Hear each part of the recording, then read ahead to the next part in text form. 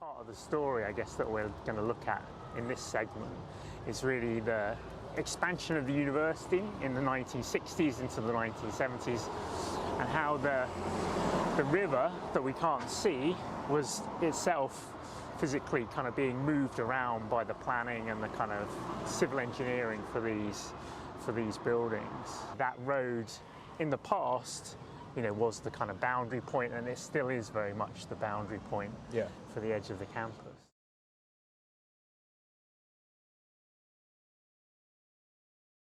We'll see later on the campus has spread much further east, kind of enveloping the other side of Oxford Road. We assume the Cornbrook is running under the car park beneath us. Whether it's got, I should imagine it's got a lot of water in at the moment. We've had 2 or 3 days of quite heavy rain, cover of a similar design that we saw on the other side of the car park building, and we assume perhaps this is where the Cornbrook is coming out. So neither of us have actually been down and brave enough to actually go down.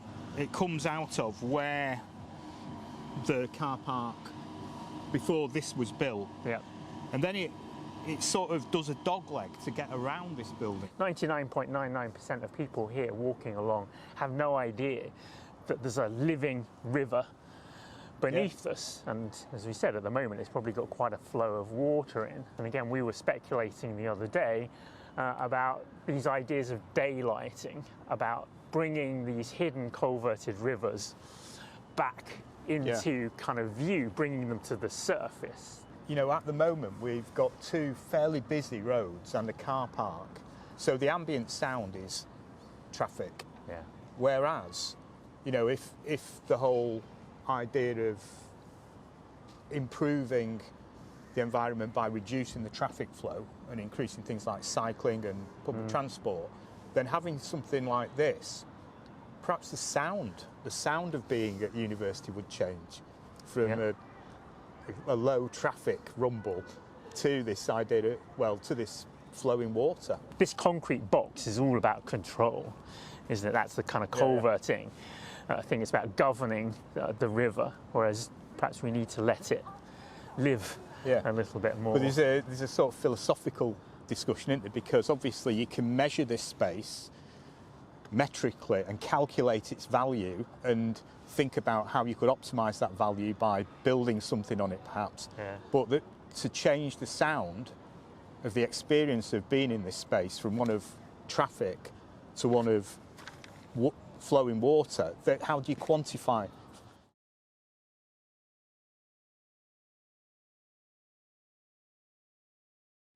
The next building, Arthur Lewis Building, is deliberately named after University of Manchester academic, whereas this building has been renamed after a geographical location, Bridgeford Street. Designed by professors here at the university, Norman Hanson and Roy Kantarovich. It was named after Roy Kantarovich. The supposition is perhaps that the South African apartheid connections of Hanson and Kantarovich were seen in subsequent decades as rather more problematic. A colleague, Kerry, is going to tell us a bit more about the kind of backstory, I guess, to Arthur Lewis and his connection to the university. They made a strategic decision to name it after Arthur Lewis, which I think must be part of the overall presentation of the university to the outside world. Rather than it being related to the occupants of the building or the subject areas of the building, it's actually related to the bigger picture of the university and what it wants to say about itself. It is a conscious effort to memorialise University of Manchester academics, alumni within the buildings. Interesting. Although it's less about the financial contribution and more about the intellectual contribution. I think his experience, though, being here too, the fact that he was simultaneously performing his own research, but also thinking about questions of development through engagement with local communities, it would have informed why he did this work and the social import of it. You know, so Manchester would have played that role in it. Lewis would be a scholar who's becoming an activist. and pioneering scholar activist practices here by going out and doing this community work in a place that he's not from, you know? Yeah. So building community and networks. Remember being a black scholar on a campus where he would have been one of virtually none. Yeah. He's invited by Nkrumah, when Ghana becomes independent, to function as an economic advisor in a newly independent Ghana. The leaving of Manchester is related to It would, I would imagine, the be independence related to movement. the independence movements. We're just coming to the edge of the corner of the Arthur Lewis building, and then we'll be able to see early 19th century legacy, the back of Waterloo Place. All of this around us was kind of built in the early 19th century as kind of housing and kind of small-scale industrial units and stuff, but subsequently the university, particularly in the 1960s, expanded up from Owens College, taking over land, often a bit contentiously through compulsory purchase orders. Areas were condemned by the town hall as kind of slums, and the university was able to gain.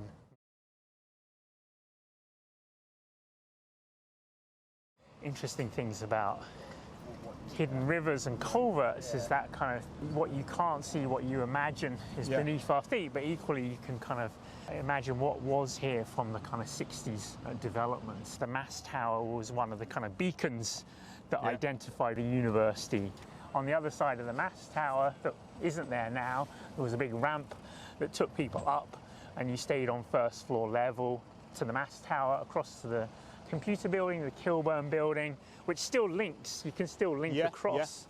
And then we look the other way up Oxford Road towards the city centre, and what's missing there, what we have to imagine, was a link bridge across Oxford Road, which is again something from the 60s development, linking the precinct centre across Oxford Road to another segment and the chaplaincy. So a bit like we're saying with Cambridge Street there, it defines the boundaries of the university, or it did do. Obviously it's not there now. We assume the culvert is running beneath the road here. You've speculated that the subsidence here might be due to the culvert. And approximately, based on the 1968 plan, the culvert enters the building about a third of the way along. Yeah. And we stood about a third of the way along. But it literally does flow through the building at kind of basement level, so there's some good architectural drawings that show the culvert box through it. All the Cornbrook through the campus is only less than a kind of metre and a half down. It's not a deep kind of trench, so we can't precisely delineate where it's coming out, but we're probably standing on roughly the culvert at the minute.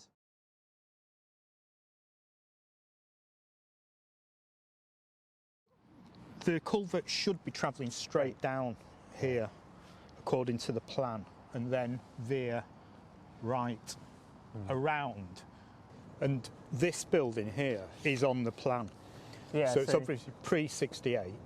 Yeah, so this is the kind of Roscoe building that was built primarily to provide teaching spaces. So again, the 60s is part of this big expansion of higher education in Britain. Many more undergraduate students, and the university just needed more lecture theatres. Again, we've turned the corner here, so the Cornbrook weaving and dodging through the campus, and all this was small streets of terraced housing and kind of small industrial units. So the old kind of limit of the university from Owens College days was Oxford Road, and it was really a big 60s push right across a whole nother block of land. These buildings are colour-coded, aren't they? They're linked together by this turquoise copper colour that, you know, a bit like we're saying about the sound, you know, with the sound of the traffic or the sound of a brook. You've also got this visual referencing. There's some illustrations, some sketched illustrations from these 1960s plans for actually a lake, kind of where we're standing, quite a big kind of water feature envisioned in this plan, and it's kind of interesting to speculate about whether that would have been fed by the Cornbrook. Again, you can see very well, I think, the master planning of these buildings, how they're set out, the kind of wings come together and they create a kind of picture frame for Whitworth Hall. So I guess what they were hoping for here was that calmingness, I guess, of reflective water in a lake. But now you've mentioned it, and you can see it on the drawing, but you can also see it in real life, how they have framed the University of Manchester Arch. So all roads lead to the university. The university and many institutions often consciously or subconsciously turn their back on people who live next door to them, and certainly the University of Manchester, I think, you know, you go up and down Upper Brook Street, it's a blank frontage. Yeah. The buildings look this way, they don't look out, they don't invite. The idea, I guess, of trying to link across into kind of local residential communities is very powerful, very, you know, a potent idea, but actually facilitating that to get across a dual carriageway. It's loud, stressful, traffic noise. So the university buildings act as a real barrier. Yeah, because we weren't experiencing any of that, just a few metres that way. It's been rerouted to miss the physics building and then kind of cuts across and basically stops on the kind of curbstones here before kind of continuing out into Ardwick.